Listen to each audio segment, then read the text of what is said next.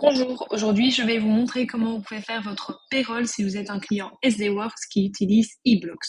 Donc tout d'abord, rendez-vous sur l'onglet Payroll, ensuite dans Paramètres et sélectionnez ici SDWorks eBlocks. Confirmez votre choix, vérifiez que les informations ici sont bien complètes.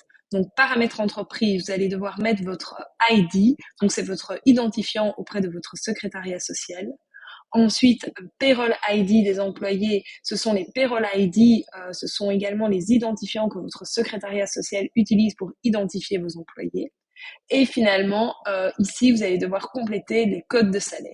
Ces codes de salaire peuvent soit vous être fournis par votre personne de contact chez SDWorks, sinon, vous pouvez vous renseigner auprès de Umbrella et nous vous aiderons à les obtenir.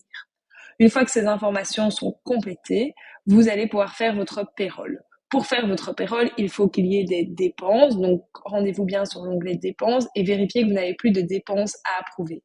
Une fois que toutes vos dépenses sont approuvées, s'il y a des dépenses pour le mois en cours, elles vont apparaître automatiquement dans votre payroll.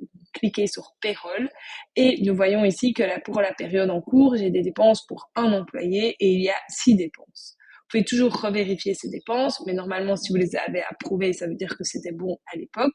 Vous pouvez ensuite décider de télécharger le fichier payroll. Pour cela, vous sélectionnez l'employé et vous cliquez sur générer le fichier SDWorks eBlocks. Un fichier va se télécharger.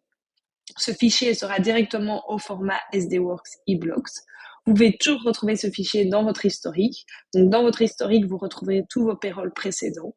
Et donc, vous pouvez toujours cliquer sur les 3 petits points et retélécharger le fichier, soit au format SDWorks, soit XLS, soit CSV. Une fois que vous avez ce fichier, vous allez pouvoir vous rendre dans eBlocks.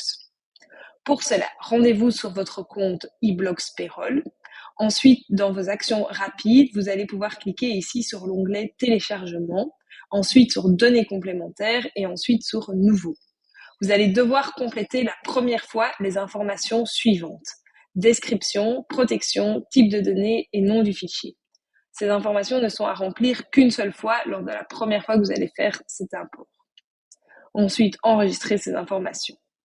Par la suite, vous allez devoir faire des actions récurrentes à chacun de vos payrolls. Vous allez devoir ouvrir la définition et cliquer sur Exécuter.